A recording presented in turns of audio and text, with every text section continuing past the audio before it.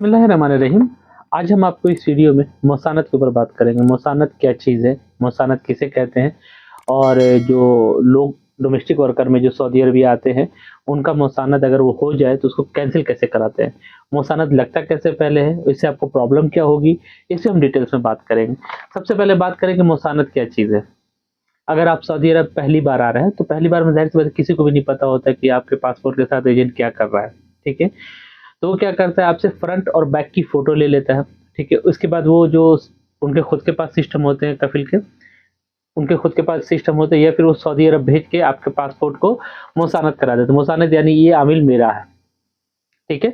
और हम इसका वीज़ा दे रहे इश्यू कर रहे हैं, और फ्रंट और बैक की फ़ोटो अपलोड कर देता है सऊदी सिस्टम के अंदर, उसे मुसानत के अंदर, जिसकी वजह से आपका मुसानत जो है दोबारा जब दूसरी जगह वीज़ा लगाने जाएगा तो आपका दूसरी जगह वीज़ा नहीं लगेगा, ठीक है? वो बोलेगा पहला मुसानत आपका कफ़ील के पास ऑलरेडी किया हुआ है, उसको कैंसिल कीजिए, तभी जाके आपको सऊदी अरब, जैसे मान लीजिए आप सऊदी अरब में आए, 2 साल, 4 साल, 5 साल रहे, उसके बाद आप चले गए।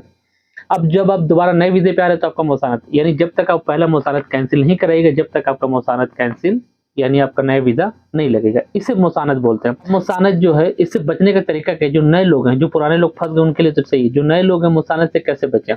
जो नए लोग डोमेस्टिक वर्कर में आ रहे हैं सऊदी अरबिया में, वो मुसानत से कैसे बचें? तो उनके लिए बहुत ही सिंपल प्रोसीजर है। कोई भी एजेंट को जब भी आप अपना पासपोर्ट दीजिएगा, ओनली फॉर फ्रंट की फ़ोटो दीजिएगा।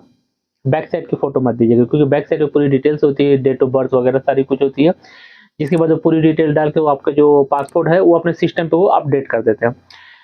दूसरी चीज़ कि मुसानत से अगर मान लीजिए आपका मुसानत हो जाए, वो कैंसिल मुसानत नहीं हो रहा है, तो अब उसके बाद हम क्या करेंगे? तो इसमें आपके पास 2 रास्ते। पहले तो अपना पासपोर्ट को आप लॉस्ट पासपोर्ट में डाल के, यानी मेरा पासपोर्ट चोरी हो गया, गुम हो गया, चोरी हो गया, गुम हो गया, इस केस में डाल के अपना नया पासपोर्ट बना लिया, मुसानत ऑटोमेटिकली आपकी कैंसिल है, कोई मुसानत की ज़रूरत नहीं पड़ेगी कैंसिल कराने के लिए। सेकंड, अगर आप ऐसा नहीं कर सकते हैं तो फिर आपको लाज़मी किसी ऑफ़िस वाले से मुसानत कैंसिल कराना पड़ता है, या फिर उसी ऑफ़िस से कॉन्टैक्ट करना पड़ता है जिस ऑफ़िस से पहले आप आए हैं।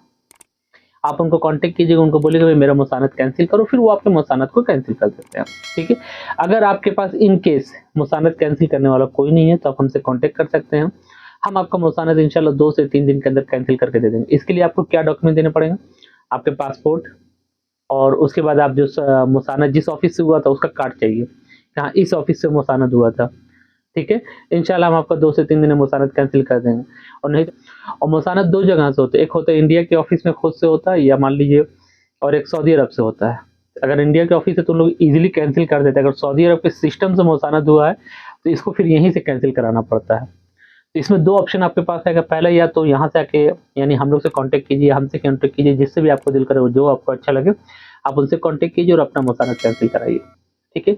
अगर मुसानत नहीं कैंसिल हुई, जैसे मान लीजिए आपने मुझे काम दिया, मान लीजिए मेरे से मुसानत कैंसिल नहीं हुआ फॉर एग्ज़ाम्पल, इंशाल्लाह अपने पास तो काम हो जाता है। तो आपको करना क्या है कि आपका जो पासपोर्ट है उसको लॉस्ट पासपोर्ट डाल दीजिए कि मेरा पासपोर्ट चोरी हो गया, गुम हो गया, नया पासपोर्ट बना लीजिए, आपको मुसानत की ज़रूरत नहीं है।